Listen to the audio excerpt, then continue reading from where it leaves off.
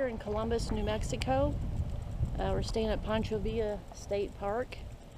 But for Wi-Fi here in Columbus, they have the library where they have fairly good Wi-Fi speed. And right down the road here is the post office on Broadway Street or Broadway Avenue. But kind of neat, some neat historic buildings, I guess you could say. Something here called the Tumbleweed Theater. And there's the little place right there called the Patio Cafe. And there's the library. And then right up there where the flag is, that's the sheriff's office. And we got some neat stuff all over this little town. It's about 3-4 miles from the border of Mexico. Also in Columbus, for laundry, they're the only place that we found here in town to do laundry is this place here called the Columbus RV Park and Laundry, and it is a public laundry mat.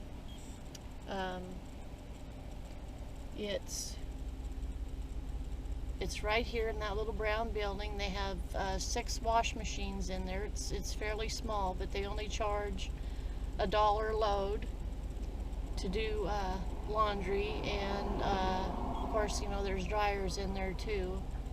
But yeah, if you're down here staying at the park, when you come into town, you'll see this Columbus RV Park. It's right on the main road. Like if you're coming from Deming down this way, you'll see this on the left-hand side of the road.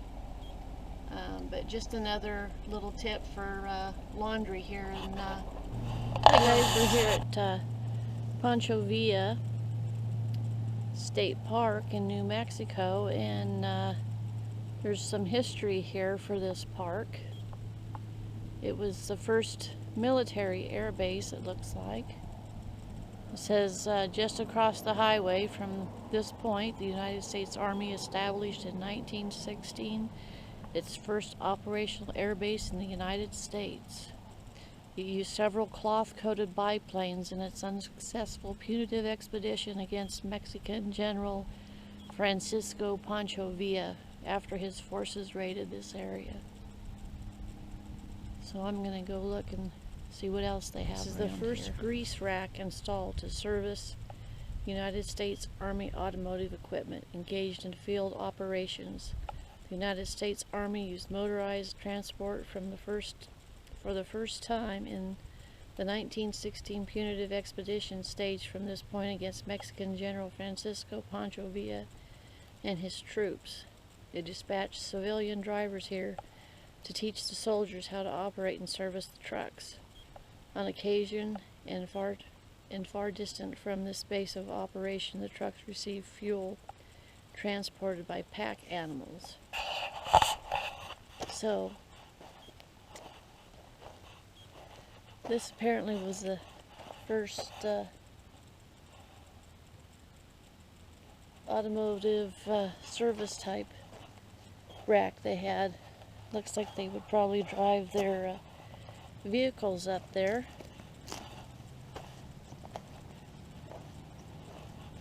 And looks like there's an opening in that middle section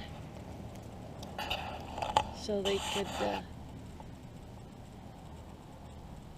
work on stuff as need be.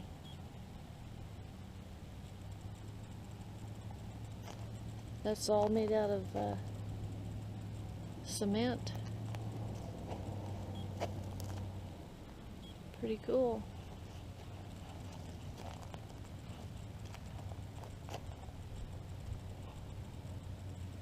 Probably just drove it up there, got the work done, and And then away they would go. Here's a better view of that rack.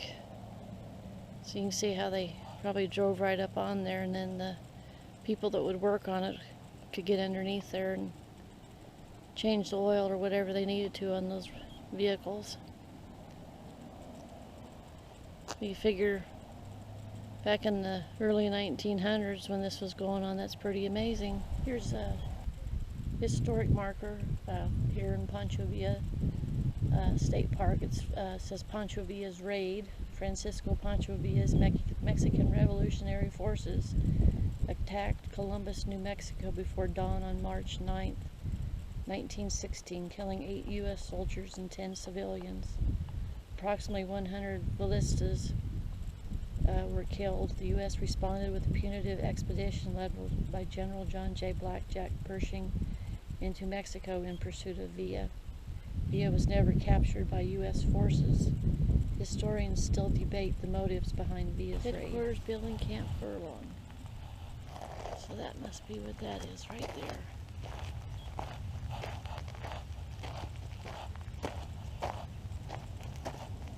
It's pretty amazing that that building is still standing.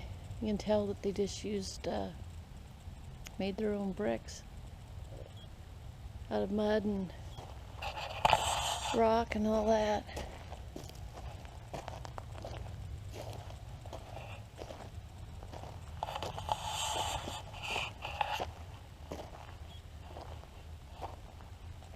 Pretty amazing.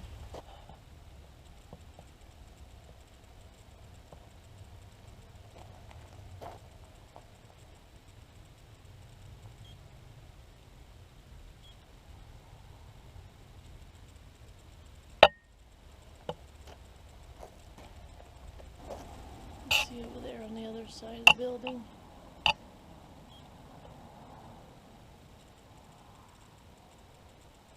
Here's another little thing they have here in the park, just some more history.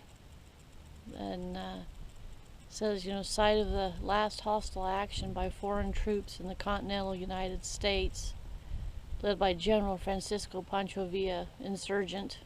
Mexican forces on the night of March 9th, 1916 raided Camp Furlong, a United States Army containment in the nearby town of Columbus. Several people were killed. Many others were wounded, and numerous buildings and tents were burned. The underlying motive of the raid is still a dispute among survivors and historians.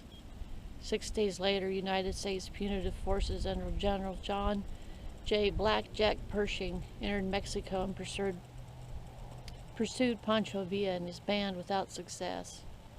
In recognition of the subsequent long continued friendly relations of the two countries, of the New Mexico State Legislature in 1959 designated this site as a state park.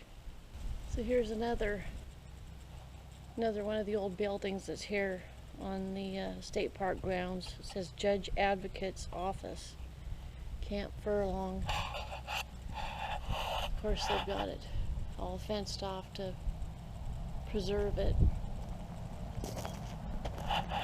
See if we can come over here and get a better look.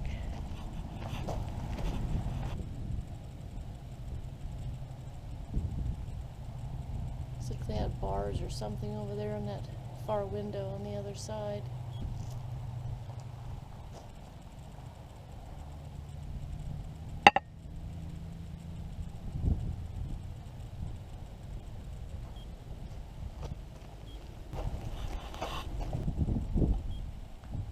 That's the side there. Looks like they've built it and maybe tried to put some stucco or something over it.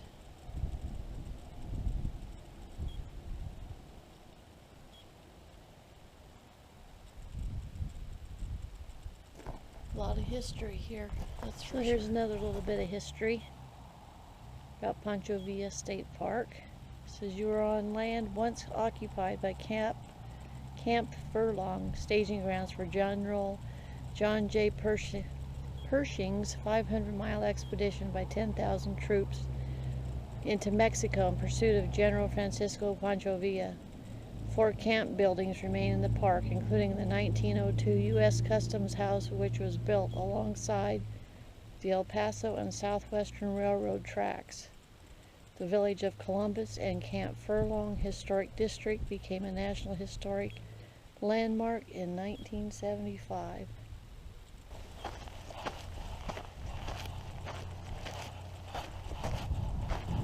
Here's another little more history of Poncho Villa State Park. Apparently this is called Coots Hill. Whew, a little out of breath. So this hill, which is named after Captain Coots of the 13th Cavalry, was an important lookout for soldiers based at Camp Furlong during the Mexican Revolution border unrest. From this vantage point, sometimes referred to as Villa Hill, Mexico can be seen a few miles to the south. It is thought that the vista, I'm not sure if I'm pronouncing that right, the Ballista Raiders entered Columbus from the southwest, moving around the hill on March 9th, 1916. And there's kind of a little map there showing where Camp Furlong is and all that, but you can see that old water tower right there, and you follow the road down there, and then if you got down there to that stop sign you can see off in the distance, and you hang a right, you follow that road out there. That road will lead you down to Palomas, Mexico, which you can see down there in the distance. They do have there is a parking area down there too. You can just walk across. You know, you can drive across if you want, but I really didn't want to. But I've been to other border towns. I've been to Algodones, and this border town is a little bit different than Algodones. I don't know that there's quite as much down there at Palomas, but you can see this campground down here. This is the Poncho Villa State Park, and so you can see that we are not that far from Mexico, right down there. But I think it's a nice place. It's supposed to be 66 or 67 tomorrow on Saturday, so I think I'm going to walk around some more and see what else they've got as far as history for this park. So this is the official scenic historic marker of Poncho Villa State Park. This says Poncho Villa State Park interprets the March 9th, 1916 raid by the forces of the Mexican revolutionary Francisco Pancho Villa on the village of Columbus, New Mexico. The park's exhibit hall and houses artifacts and displays pertaining to the raid and General John J. Blackjack Pershing's punitive expedition into Mexico in pursuit of Villa. The park's campground and botanical garden offer excellent birding and wildlife viewing. They do have a museum here. I haven't been over there yet, but I plan on going in there and taking a look around too.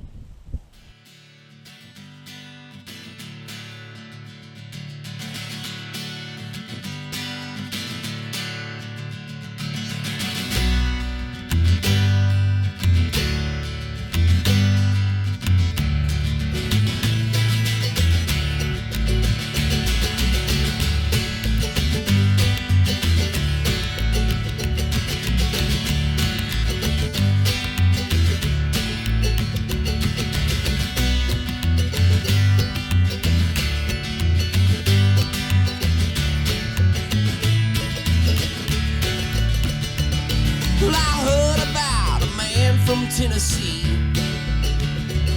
He got a one-way ticket to Vegas to live a dream.